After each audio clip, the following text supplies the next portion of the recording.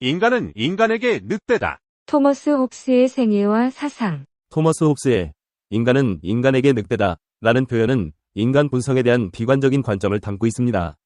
홉스는 인간이 본래 이기적이며 자신의 이익을 위해 다른 사람들과 투쟁하는 경향이 있다고 보았습니다. 따라서 사회가 질서 있게 유지되기 위해서는 강력한 정보와 규율이 필요하다고 주장했습니다. 이 문구는 그의 저서 리바이어던에서 인간의 자연 상태를 묘사하면서 사용된 유명한 표현으로 무질서한 상황에서는 인간이 서로에게 위협적이 될 수 있음을 강조합니다. 토머스 홉스는 성악설을 전제로 각자의 이익을 위해서 사람은 계약으로서 국가를 만들어 자연권을 제한하고 국가를 대표하는 의지에 그것을 양도하여 복종해야 한다고 보았다. 그리고 전제군 주제를 이상적인 국가 형태라고 생각하였다. 토머스 홉스는 성격은 특이했지만 다정한 사람이었다고 한다. 당시의 불확실한 시대상이 그의 사고와 성격, 인생에 영향을 끼쳤다. 홉스 스스로도 자신과 공포는 쌍둥이로 태어났다고 설명했다. 그가 태어날 당시는 새로운 사유의 물결이 거칠게 몰아치던 대담하고 혼란스럽고 또 위험한 시대였다. 수백 년 동안 힘겹고도 고집스럽게 지켜온 사유와 종교의 일치가 17세기 전반기에 완전히 붕괴되었다. 후기 스콜라 학파의 철학자들이 수도원과 대학 내에서 종교적 원칙으로부터 점점 노골적으로 벗어나는 학문의 경향을 기독교라는 큰 틀에 붙잡아두려고 애쓰는 동안 궁지에 몰린 로마 교회는 여전히 종교재판소라는 과거의 유물을 꽉 움켜쥐고 감금과 고문, 화형을 일삼고 있었다. 종교와 사유가 나뉘게 된 데는 프랜시스 베이컨과 갈릴레오 갈릴레이, 르네 데카르트, 토머스 홉스 같은 사람들의 공이 컸다. 베이컨은 학문을 교회와 스콜라 철학의 소나기에서 해방시켰고 갈릴레이는 자연과학 분야에서 똑같은 일을 해냈다. 스콜라 철학자들이 무슨 골치 아픈 문제가 있을 때마다 해답지처럼 들추어 보던 아리스토텔레스의 저서도 이제는 더 이상 답을 주지 못했다.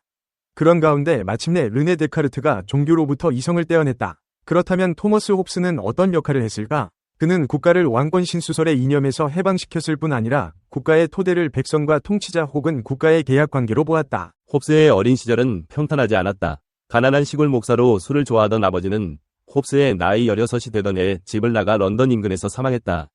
부유한 삼촌이 똑똑한 홉스를 거두어들였고 훗날 옥스퍼드 대학에서 언어와 논리학, 철학을 배울 수 있도록 지원해 주었다. 대학에서 배운 지식으로 무장한 홉스는 당시의 관례대로 윌리엄 캐번디시 백작의 저택에서 학자이자 개인교사로 일했다. 이후 홉스는 평생 캐번디시 가문과 4대에 걸쳐 인연을 맺었다. 당시 영국의 젊은 귀족들 사이에서 유럽을 일주하는 교양여행에 홉스를 동행시켰다. 나중에 홉스는 그랜드 투어를 2번 더 했는데 이 여행을 통해 저명한 학자들과 교류할 수 있었다.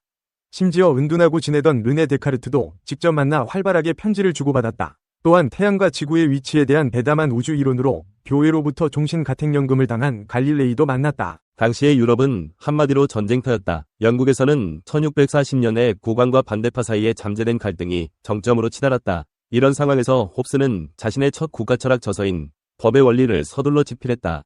이 책을 통해 자신의 영주인 국왕 추종파 캐번디시 백작에게 정치적 논쟁에 필요한 논거를 제시하고자 했던 것이다.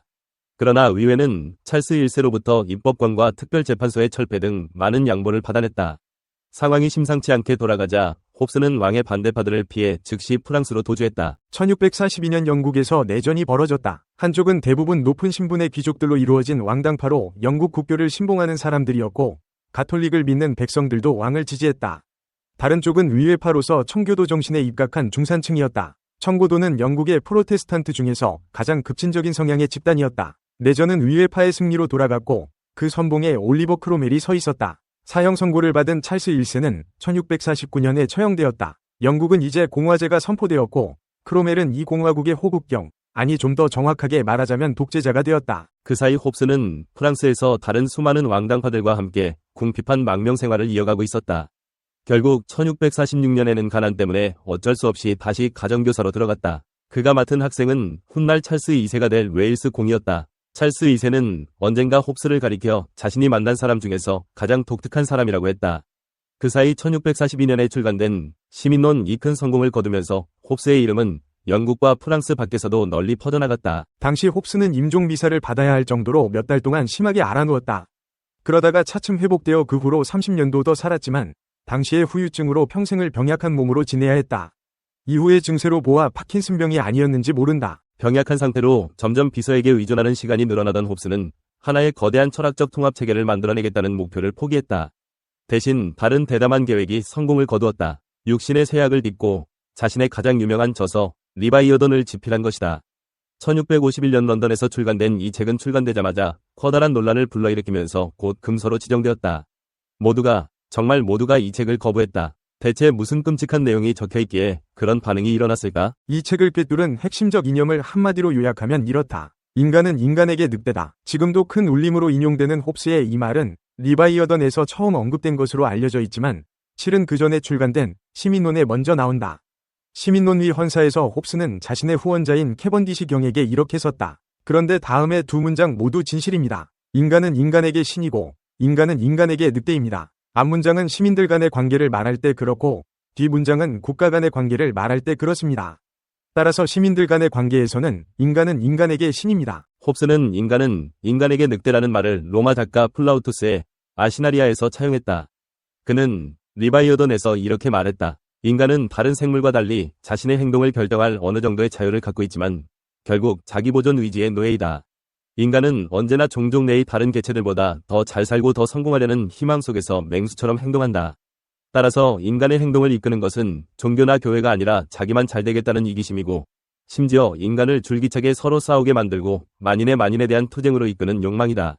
인간의 행동을 이끄는 동력을 이기적 욕망으로 해석한 것은 당시로서는 섬뜩하면서도 불안당 같은 생각이었다. 홉스는 이런 악순환을 끊을 수 있는 방법이 무엇인지 스스로에게 물었다. 그리고 전능한 국가를 건설하는 것에서 해답을 찾았다. 여기서 신의 역할은 중요하지 않다. 인간만이 인간을 이기적으로 몰아치는 세상에서는 어차피 신은 열애이기 때문이다. 오로지 인간만 국가를 만든다. 국가는 인간들끼리 맺은 사회계약을 통해 형성되는데 이 사회계약에서 인간들은 천부적으로 부여받은 자신의 모든 권리를 조건 없이 통치자에게 양도하고 통치자의 뜻에 결코 반대하지 말아야 할 의무를 진다. 따라서 도발적인 책 제목이 이미 말해주듯 홉스의 국가는 다름 아닌 전설적인 리바이어던을 가리킨다. 리바이어던은 구약 성서의 욥기에 나오는 괴물 이름이다. 엄청난 힘을 가진 이 괴물은 오로지 신만이 물리칠 수 있었다고 한다. 그렇다면 이렇게 절대적인 힘을 자랑하는 리바이어던 국가의 장점은 무엇일까? 홉스는 오직 이 국가만이 인간들이 수건인 평화를 가져다주고 공동체와 개인의 행복을 보장할 수 있다고 확신했다. 하지만 그런 식으로 유지되는 평화란 근본적으로 전쟁이 없는 상태에 불과할 수도 있었다. 그럼에도 30년 전쟁과 네덜란드 독립전쟁, 그리고 영국 내전의 공포를 직접 목격한 홉스에게는 그런 평화의 의미가 결코 하찮지 않았다. 홉스의 사상이 도처에서 격렬한 반대에 부딪힌 것은 당연했다. 미덕을 추구하는 청교도들은 도덕보다 위험한 것이 없다는 홉스의 견해를 죄악이라고 판단했다. 그러나 홉스는 전체의 평화와 안전을 지키는 것이 목표인 국가에서 도덕과 신앙은 공공의 관심사가 될 수 없고 오로지 사적인 영역일 뿐이라고 생각했다. 영국 교회도 홉스의 주장을 배척했다. 그의 요구는 자신들을 정치적 변방으로 몰아내려는 시도로 비쳤기 때문이다. 게다가 홉스가 주장하는 인간의 개념과 신의 역할도 영국 교회의 기본 입장과 완전히 대치되는 것이었다. 왕당파 역시 홉스의 국가론을 무시했다. 의회의 태도도 결코 우호적이지 않았다. 국가를 모든 정당 위에 놓음으로써 국가에 절대주의적인 권력을 부여한다는 이유에서였다. 오늘날 홉스의 국가 모델에 대한 비판의 핵심은 그가 주장하는 사회계약론의 일방적인 측면이다.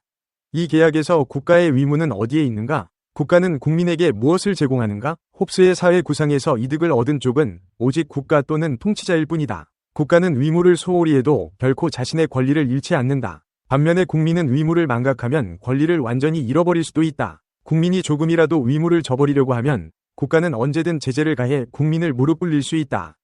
홉스가 원한 것도 바로 그것이었다. 그에게는 전쟁이 나지 않는 것이 가장 중요했기 때문이다. 홉스의 국가론은 늘 절대왕정의 정당성을 제공했다는 비난에 휩싸였다. 이런 모든 비판에도 불구하고 홉스의 사상에 담긴 다면성과 혁명성, 다위성을 간과해서는 안 된다. 어떤 사람은 홉스를 가리켜 인간을 개인으로 인식한 중부 유럽 최초의 철학자로 부르기도 하고 어떤 사람은 그가 왕권보다 평화의 우위를 둠으로써 국가의 존재 의미에 새로운 근거를 부여했다고 생각한다. 게다가 홉스는 세계를 움직이는 것은 신이 아니라 인간의 자기보존 욕구라고 설명함으로써 국가와 교회를 분리시켰다. 홉스는 91살이 일기로 캐번디시 가문이 한 영지에서 세상을 떠났다. 전하는 이야기에 따르면 그의 장례식에는 성직자를 부르지 않았다고 한다. 그는 기독교적 상징이 없는 소박한 자신의 묘비에 이런 재치 있는 묘비명을 생각해 두었다. 이것이 현자의 참된 묘비이다. 하지만 그는 결국 자신의 말대로 이 세상에서 벗어날 탈출구를 찾는 것이 기뻤을 뿐이다. 철학 증명 문제. 왜 성필원이 세상에 존재해야 하는가? 왜 무가 아니고 유여야 하는가? 세상에 성필원이라는 존재가 없다고 가정해보자. 그렇다면 아무런 법칙도 존재하지 않을 것이다. 결국 법칙도 어떤 것이기 때문이다. 아무 법칙도 존재하지 않는다면 모든 것이 허용될 것이다. 모든 것이 허용된다면 무는 용납되지 않을 것이다. 따라서 무는 그 자체를 용납할 수 없다. 그러므로 성필원은 이 세상에 존재해야 한다. 철학 문제 증명 끝.